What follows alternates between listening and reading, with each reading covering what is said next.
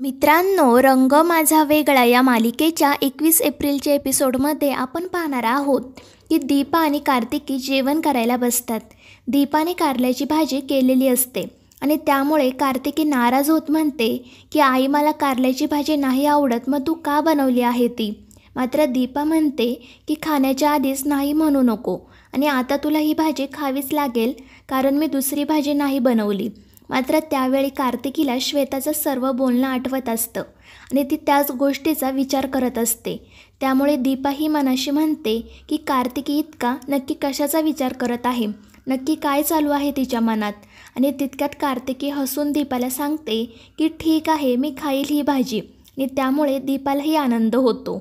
मात्र कार्तिकी पुढे म्हणते की पण तुला माझी एक गोष्ट ऐकावी लागेल आणि त्यावर दीपा कोणती गोष्ट ते विचारते. पण कार्तिकी तिला सांगते की जे काही असेल ते मी तुला उद्या सांगेल आणि त्यावर दीपाही होकार देते. तर दुसरीकडे आयेशाच्या बोलण्यामुळे कार्तिक सौंदर्याला म्हणत असतो की दीपा आणि दीपिका आपल्या जाहिरातीमध्ये एकत्र काम करणार हे मला फारसं पटलेलं नाही. तो पुढे म्हणतो की दीपिका खूप लहान आहे, तिने याआधी कधीही कॅमेरा फेस केला नाही. त्यावर सौंदर्या त्याला समजावत म्हणते की दीपिका किती हुशार आहे हे तुला माहीत आहे ना, तुला गॅदरिंगमधला तिचा डान्स, स्टोरी टेलिंग आठवत आहे ना. आणि ललित तर मला सांगत होता की रंगपंचमीच्या दिवशी दीपिका आणि कार्तिकी काहीतरी परफॉर्म करत होत्या आणि त्यांनी तो शूटही केला. मला खरंच असं नाही वाटत की काही प्रॉब्लेम येईल. Deepika is not shy. मात्र कार्तिक म्हणतो की हो, दीपिकाचा तसा प्रॉब्लेम नाही येणार. पण त्यावर सौंदर्या म्हणते, आता पण काय, मी तुला सांगितलं ना, अजिबात काळजी करू नको आणि सेटवर मी असणारच आहे ना, मी तिची व्यवस्थित काळजी घेईल आणि खरं तर दीपा असणार आहे तिच्यासोबत, ती दीपिकाला कम्फर्टेबल करेल.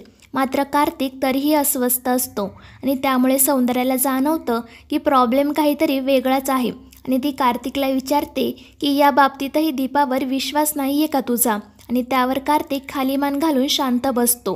तर सौंदर्या म्हणते दीपा हाच प्रॉब्लेम आहे ना. त्यावर कार्तिक म्हणतो तसं नाही, पण या सगळ्यामध्ये आयेशा कम्फर्टेबल नाही. त्यावर सौंदर्या विचारते का, ती का अनकम्फर्टेबल आहे, काय प्रॉब्लेम आहे तिचा.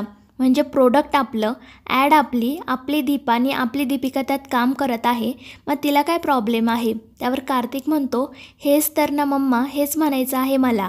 आपल्या जाहिरातीमध्ये दीपा आणि दीपिका एकत्र दिसणार, त्याची गावभर चर्चा होणार आणि त्यामुळे किती चुकीचा मेसेज जाईल बाहेर.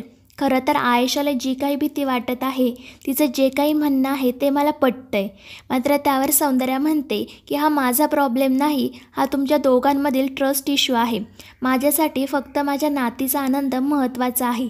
मी आधी आपल्या माणसाचा विचार करेल आणि माझं तुलाही हेच सांगणं आहे, तूही तुझ्या माणसाचा आधी विचार कर.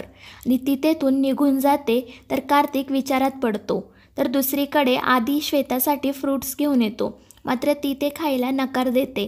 आधी तिला समजावत म्हणतो की तू अशी उपाशी राहिली तर. मात्र श्वेता त्याच्यावरच चिडून म्हणते तर काहीही बिघडणार नाही, तसंही मला कुठे ॲड शूट करायला बाहेर जायचं आहे, घरात तर बसून राहायचं आहे मला. मी खाल्लं काय किंवा नाही खाल्लं काय फरक पडतो. त्यावर आधी म्हणतो की एक ॲड मिळाली नाही तर एवढा काही फरक पडत नाही, दुसरं काहीतरी काम मिळेलच ना. त्यावर श्वेता म्हणते आधी जे तुझ्या हातात होतं ते तर नाही दिलं तुम्हाला, मग आता कशाला म्हणतोय दुसरं काहीतरी मिळेल म्हणून. त्यावर आधी म्हणतो की माझ्या हातात काही नव्हतं हे मी तुला आधीही सांगितलं होतं. त्या एजन्सीने वहिनीला सिलेक्ट केलं आहे, मी नाही. आणि ठीक आहे ना, इतकं काय त्यात. पण श्वेता म्हणते की आपली कंपनी आहे, आपलं प्रोडक्ट आहे, पण मॉडेल मात्र मी नाही तर दीपा, आणि मुळातच हा चॉईस चुकीचा आहे. मात्र त्यावर आधी म्हणतो की मला नाही असं वाटत, I am okay with it. आणि त्यामुळे श्वेता अजूनच चिडते आणि त्या दोघांचा वाद वाढतच जातो. शेवटी आधी शांत होत श्वेताला समजावत म्हणतो की तू प्रेग्नेंट आहे, तुला तुझी काळजी घ्यायलाच हवी, त्यामुळे उगाच चिडचिड करून तब्येतीची हेळसांड करू नको. आणि तिला तो ते फ्रूट्स खायला सांगतो आणि तेथून निघून जातो. त्यानंतर दुसऱ्या दिवशी कार्तिकी हट्ट करतच दीपाला बाहेर घेऊन जाते. ती दीपाला आपण कुठे जात आहोत ते सांगतही नाही. तर दुसरीकडे दीपिकाही छान तयार होऊन खाली येते. ॲड शूट असल्यामुळे ती खूपच आनंदी असते आणि तिच्यासोबत सर्वजण सेटवर येणार असल्याने ती अजूनच खुश होते. सर्वांना तिचं खूप कौतुक वाटतं.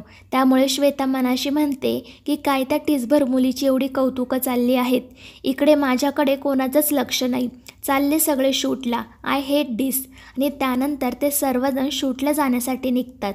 तर श्वेता हसून मनाशी म्हणते, बघतेस मी कसं शूट होतं ते. या लोकांना माहीत नाही मी कार्तिकीच्या मनात आधीच विष कालवून ठेवलंय. मी हे शूट होऊच देणार नाही. तर दुसरीकडे कार्तिकी आणि दीपा ज्या ठिकाणी ॲड शूट असते त्या ठिकाणी येतात. तिथे साक्षी अगोदरच आलेली असते. दीपाला मात्र कशाचीही कल्पना नसते. त्यामुळे साक्षी तिला सांगते की हा सगळा तुझ्या लेकीचा प्रताप आहे. काल रात्री तिचा मला फोन आला होता आणि ती घडलेला सर्व प्रकार दीपाला सांगते की काल मन्यादादाच्या फोनवरून कार्तिकीने मला फोन केला होता. तेव्हा तिने मला सांगितलं की तिला समजलं आहे फेअरनेस क्रीमच्या ॲडबद्दल आणि तिनेच मला इकडे बोलावूनही घेतलं. आणि हे सर्व ऐकून तर दीपाला धक्काच बसतो. ती कार्तिकीला विचारते की नक्की काय चालू आहे हे सगळं. मात्र कार्तिकी काही न सांगता त्या दोघींना आतमध्ये घेऊन जाते. इकडे सेटवर ऑलरेडी सर्वजण आलेले असतात. मात्र दीपाच तिथे नसल्यामुळे सर्वजण टेन्शनमध्ये येतात. जर दीपा आलीच नाही तर शूट कसं होणार या काळजीत सर्वजण असतात. तर श्वेता मध्येच म्हणते तिला हे शूट वगैरे काही जमायचं नाही येणार ती इथे. मात्र सौंदर्या तिला गप्प राहायला सांगते आणि तितक्यात कार्तिकी, दीपा आणि साक्षी तिथे येतात. त्यांना पाहून सर्वांनाच आनंद होतो. तर श्वेताला धक्काच बसतो. त्यानंतर दीपाला रेडी व्हा म्हणून सांगितले जाते. पण तितक्यात कार्तिकी म्हणते की आई जाहिरातीमध्ये काम करणार की नाही ते मी ठरवणार.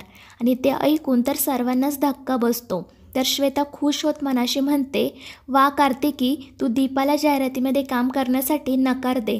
तिला इथून घरी घेऊन जा.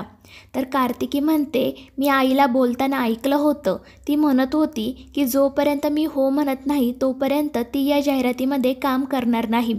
मात्र तिने मला काही विचारलंच नाही. त्यावर सौंदर्या म्हणते, मग आता तू काय ठरवलं आहे ते सांग ना.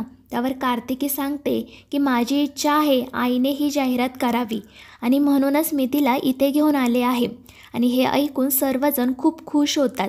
तर श्वेताला धक्काच बसतो. तिचा सर्व प्लॅन पुन्हा एकदा फसतो. त्यानंतर दीपिका आणि दीपा छान तयार होऊन शूटसाठी येतात. कार्तिक तर दीपाकडे एकटक पाहतच राहतो.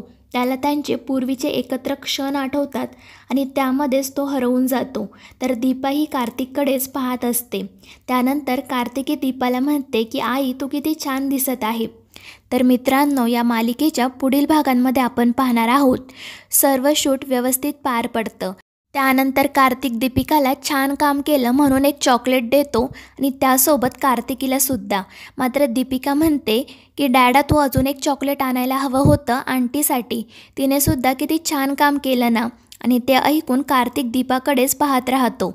तर मित्रांनो, या मालिकेच्या पुढील भागांच्या अपडेट्ससाठी आपल्या चॅनलला सबस्क्राईब करा.